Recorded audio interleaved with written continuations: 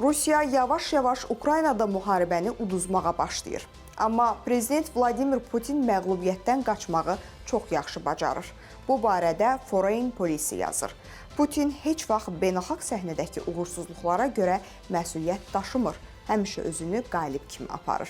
O, mayın 9-da Rusiyanın təcrid edilmədiyini və məğlub olmadığını göstərən qələbə səhnələri təşkil edə bilsə də, Ukrayna, Suriya və ya Gürcüstan deyil, Amerika nəşri bildirir. Məqalədə qeyd olunur ki, cəbhədə Rusiya ordusunun irəliləyişi zəifləyib, itkilər artır. Putinin bu və ya digər formada məğlubiyyəti etiraf eləməkdən başqa çıxış yolu yoxdur. Kreml müharibə etkilərini ruslardan gizlətməyə çalışa bilər. Ancaq öz hekayəsinə nəzarət eləyə bildiyi müddətcə. Amma iqtisadi nəticələri gizlətmək daha çətindir. Putinin vətəndaşlara mütləq putinizmdən başqa təklif eləyəcəyi heç nə yoxdur. Rusiya iki ciddi hərbi dilemma qarşısındadır. Birincisi irəli gedə bilməməkdir. Rusiya texniki cəhətdən təşəbbüs göstərir. Yeni ərazilər ələ keçir, amma bu ətalət heç bir yerə aparmır. Artıq bir neçə aydır Rusiya Donetski almağa cəhd edir. Bu uğursuzluq böyük itkilərlə müşahidə olunur. Hesablamalara görə müharibə başlayandan bəri təxminən 790 min rus əskəri həlak olub və ya yaralanıb. Əlavə olaraq 48 min nəfər itkin düşüb. Təkcə bu il 100 mindən çox itki olub. Müharibə bu templə davam eləyərsə, 2025-ci ilin sonuna qədər Rusiya 2022-ci illə müqayisədə strateji inkişafa nail olmadan 1 milyon itki həddini keçəcək. Nəşr qeyd eləyir ki, ikinci dilemma Ukraynanın özüdür. 2022-ci ildə həlledici zərbə vura və ölkəni parçalaya bilməyən Rusiya zəif görünməmək üçün dinc əhaliyə zərbə endirmək taktikasını seçib. Bu yanaşma əks nəticə verdi. Rusların addımları Ukraynalıları yalnız müqavimət göstərməli olduqlarına inandırdı.